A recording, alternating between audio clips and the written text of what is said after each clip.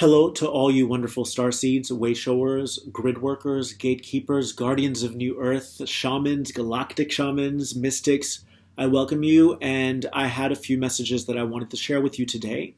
So the first message I received from the Nine today, which I absolutely loved, was, and I'm going to take my time here because it's a pretty long quote. It is, "We are no longer in a position to blame others for how we are feeling or what we are creating through the energy that we are emitting." So I'm going to repeat that one more time. We are no longer in a position where we can blame others for what we are feeling or what we are creating through the energy that we are emitting. And I thought that that was so powerful and very much ties into the last video I did regarding spiritual maturity. And I really liked that video just because it was very to the point. And I thank you guys for receiving that with an open heart, because I always come from a good place. And I wasn't sure that people would be ready for that kind of information. But I'm very pleased with how that video turned out. So they were just showing me today that even quotes such as, "I left him because he wasn't giving me what I wanted," all of that stuff, like, stick it to them. All of that stuff is very much anchored in a dualistic mentality, which only brings about a lower vibrational reality. All of that stuff. So I'm finding that we're going to start stepping further and further away from quotes that are like, watch me. And if we do that, it'll be more like it's a mood kind of a hashtag. It's just a mood. It's just you being playful, but it won't be as serious anymore. It'll just be like, yeah, look, and you're empowering yourself with a little bit of comedy involved. So I was seeing that the event, the shift, was really about boosting us into a new layer of consciousness where we don't swim in that ocean of, "I'm going to beat you," or "now that you didn't give me this, I'm going to leave." No one forced you to be there in the first place. And I already touched on this in the last video of spiritual maturity. So I absolutely love the quote that came through today. I loved it. I resonated with it. And we're moving ourselves into a higher place of non-dualism, meaning that duality just won't apply anymore. It just won't. It just won't. And if it does, it'll just be for jokes. It'll be for shits and giggles, as it were. So the other message I got, which I loved, was there's a stark difference between a personal vibrational preference and a judgment. You can feel when someone's judging you. They're like, how could you do this? How could you strip? Or how could you smoke weed? Or how could you drink alcohol? That's a judgment. That's someone projecting their own issues onto you or onto another person because they're unhappy and miserable from within. So it's easier for them to displace that negativity onto others rather than to take a hard and good look at themselves. So what I got was that as a maker of your reality, as the captain of your ship, and as the chooser of your experience, you have a right and you are entitled to your personal preferences. If you are someone that doesn't align with people who smoke weed or people who drink, you have a right to that. If someone judges you, if they smoke weed and they judge you for your preference, then who's judging who? So my point here today is that we don't have to understand why people don't want to hang out with us. We don't. We really don't. We just have to respect it. And even if we don't respect it, that's not going to make a difference because it is what it is. And we have to check our own selves. We have to check ourselves. That's what spiritual maturity is about.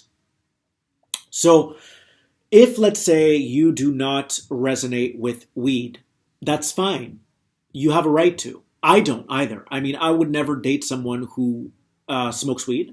And I know people who smoke. I have nothing against it. I actually support anytime people follow their own bliss. Because if they're following their bliss, then they're truly contributing to the planet in a way that I may understand or may not understand, but I know that they're aligning themselves with what's true for them. Maybe they're doing research for weed, and they're sending that data back to the universe, or maybe they're having like really cool aha moments when they're smoking weed, or maybe they are releasing tension in the body, like say that they have an illness and they use weed as a medical means. Maybe as they're releasing all that tension within their body or those illnesses in their body, they're contributing to the entire planet. But I personally would never date someone who smokes weed because I don't roll like that. And again, it's nothing personal. It's just vibrational. It's me knowing who I am. It's me showing up as an ambassador of my own light, of light or the collective that I'm representing. And what came to me today was that when you really own who you are and you know who you are, you become a very pronounced sacred geometrical structure. And you just don't make exceptions anymore because you know what you stand for.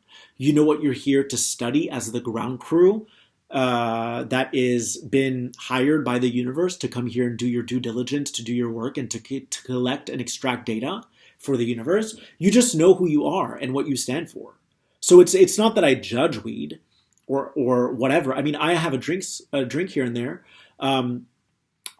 but it's not that I judge weed. It's just that I know that it would get in the way of what I'm doing, and my space, including my auric field, is very important to me. If someone is in my life who's disrespecting me, that's in my field. I'm responsible for that. So I have to either dispatch it or dislodge it, because otherwise I'm going to live in a space that's disharmonious or in a state that's disharmonious. So knowing who you are is essential as you're awakening. Finding who you are too. But eventually you kind of lock in and you have a clear remembrance of what it is that you came here to do. So as a sovereign being, you are entitled to have your personal vibrational preferences. See, the thing is, where society fails most of the time is that they try to change each other, not realizing that if you just let people be who they are, they're going to master their own mind, they're going to master their own reality, which then renders them an architect of their reality. And if every single one of us can become architects of our own reality, then we can build beautiful geometrical structures. I mean, look at Europe. You go to Europe, and that's just an example. You go to Europe, every single building is beautiful. It's been thought out. It is so intricate. And you come to the US, sometimes even in LA around my block, it's like cookie cutter generic buildings that they put up in 2 seconds. So that's just a metaphor. But how about building beautiful worlds where you own who you are, you do what you need to do, I'll be over here doing what I do, you'll be over there doing what you do, and we can respect each other. It doesn't mean we have to hang out, but we still love each other. Like I've had people who want to collaborate with me work-wise. Let me just plug this in. I've had people that want to collaborate with me work-wise, and it's not that I don't want to. I'm not. If my guides tell me, we're not really feeling this collaboration, I'm going to honor that. If I dishonor myself, who's that going to hurt? It's going to hurt me, and it's going to enable them, or it's not going to help them either. What if me saying no is their opportunity to grow? So my point is, when you know who you are and you are sovereign, you don't really put, first off, you stop judging people because you can see the bigger picture that everyone is contributing in their own way. And it doesn't matter if they're a stay-at-home mom. It doesn't matter if they're working in politics or whatever. If they're bringing awareness to it and they're broadcasting a really awesome energy, well, they're contributing. So do I think that some people are meant to smoke weed? Yes, I do. I do. Do I think that some people are meant to do ayahuasca? Yes, I do. Do I do it? No, I don't need to. And I'm not saying those people need to, but I just know it's not a calling for me. Just like it may not be a calling for me to become a dad someday. And that's still up for debate. But I don't feel that calling. When you have a calling like I want to go experience ayahuasca, then that's awesome because you are honoring what you know to be true for you. So if someone judges you for that, Well, that's just judgment. That's duality consciousness. That's living in a duality reality. It's all reptilian stuff. It's the heart closing in, the mind thinking that it's better, the mind thinking that it's superior. And that's not true. It's just not true. It's an illusion. But I also want to be respected if, let's say, I don't want to date someone who smokes weed. And I'm not judging them. Do what you need to do. I love you from afar, but I'm doing me over here. And some of what I do, you may not do, and some of what you do, I may not do. But if we can respect each other and respect that um, we're committed to our own journeys, then how more efficient can we be in terms of contributing to the planet? It doesn't get better than that. You know, you have all kinds of different interior designers in the world. I don't know much about that, but they all have their unique styles, but they're all remembered and they're all sought after because they all were able to master their own gifts. And I see it like a puzzle, and every shape is different.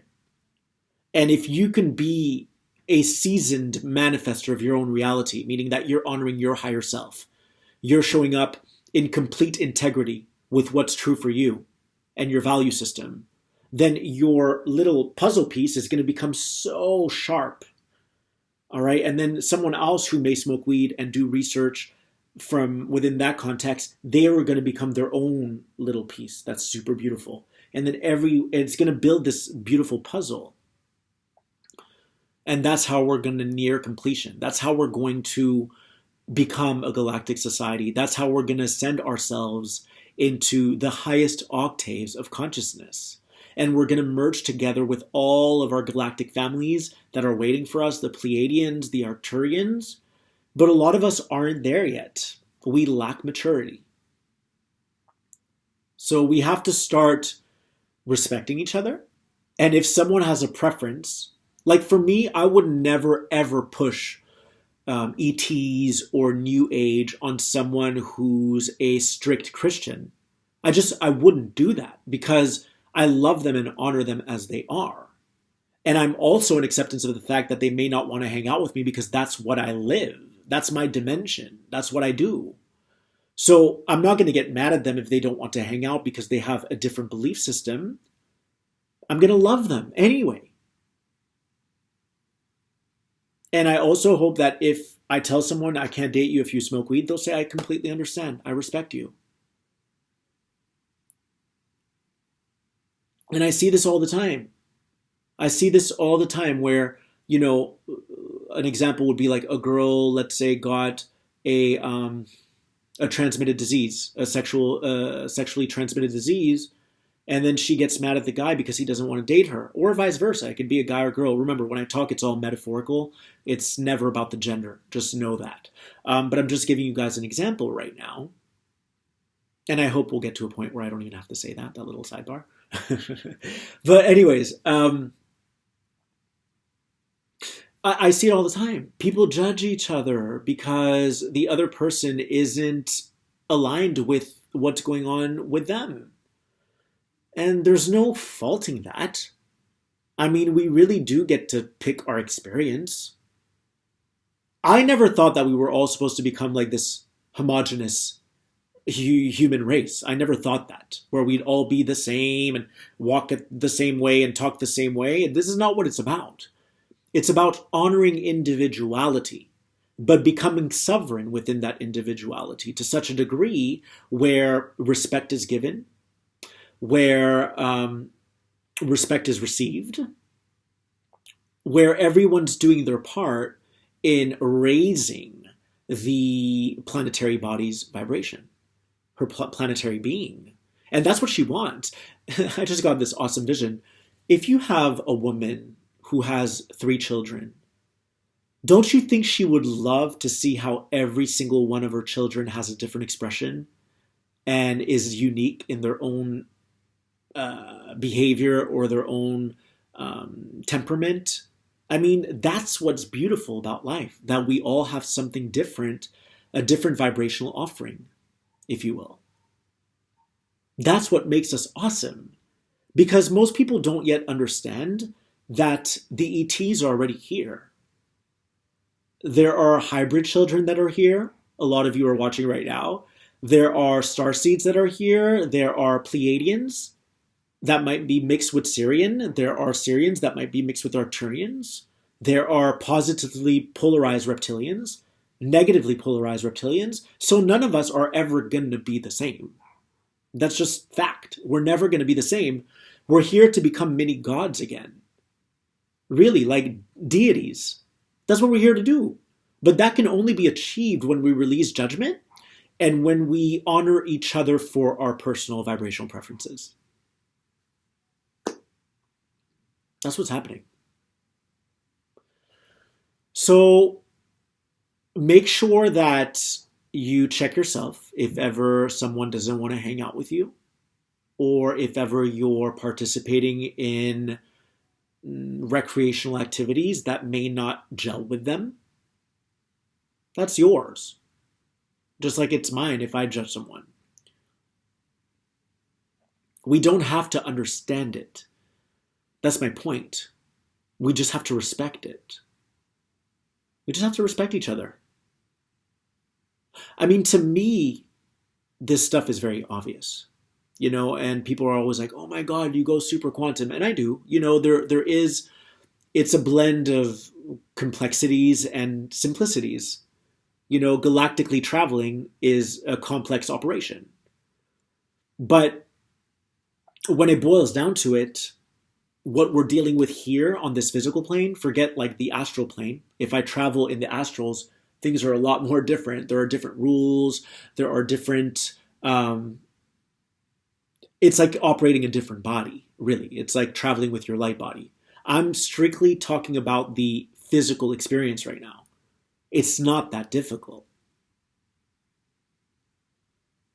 It's not that difficult. It's just that we've been so pumped with limiting belief systems, with thoughts that we inherited from our family, from our ancestors, from past lives.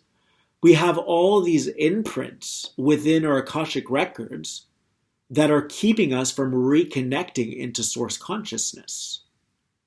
We have all these different imprints that need to be cleared or that need to be repatterned.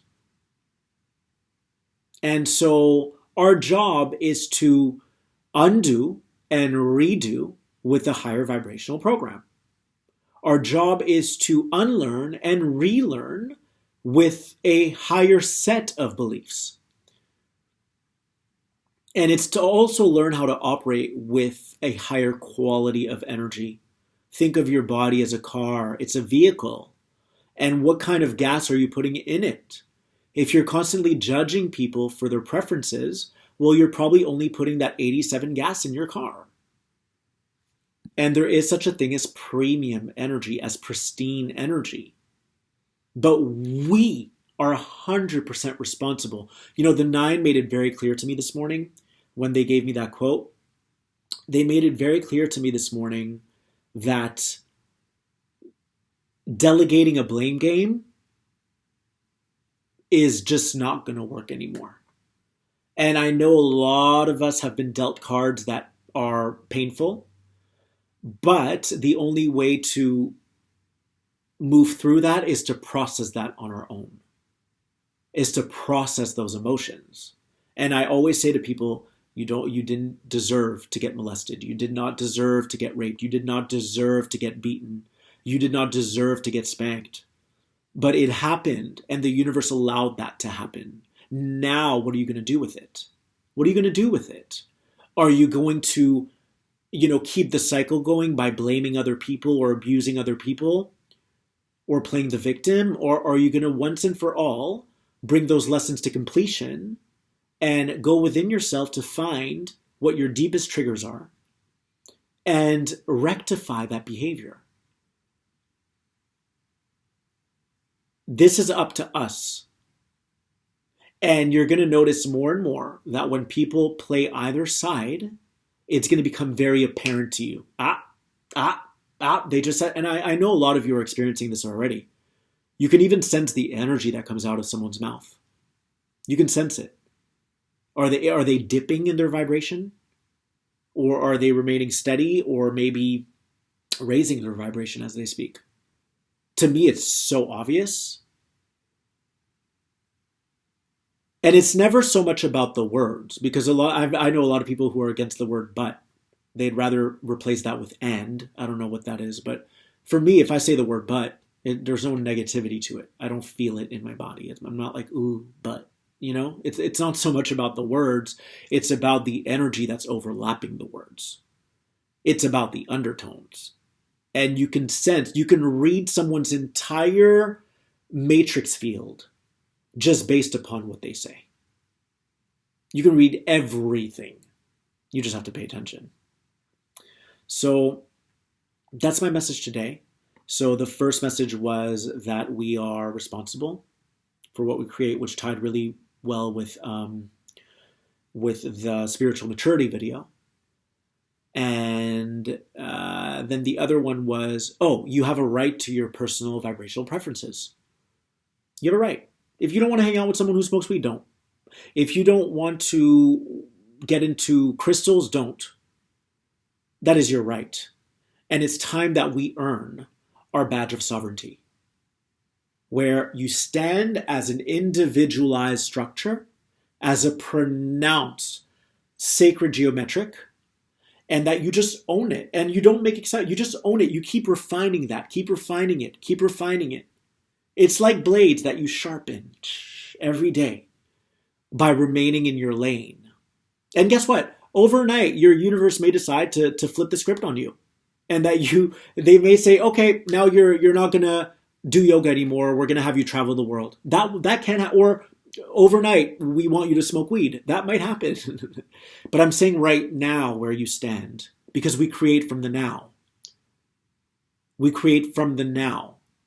So honor where you are right now. And the universe will handle the rest. I promise you. So, thanks to everyone for subscribing. I hope that you can subscribe. That means a lot. And then thank you for your comments. Thank you for your likes and dislikes. What, right? It's all about the contrast. I'm taking that back. No. Like it. I love you guys so much. And I'm sending you infinite blessings. All right?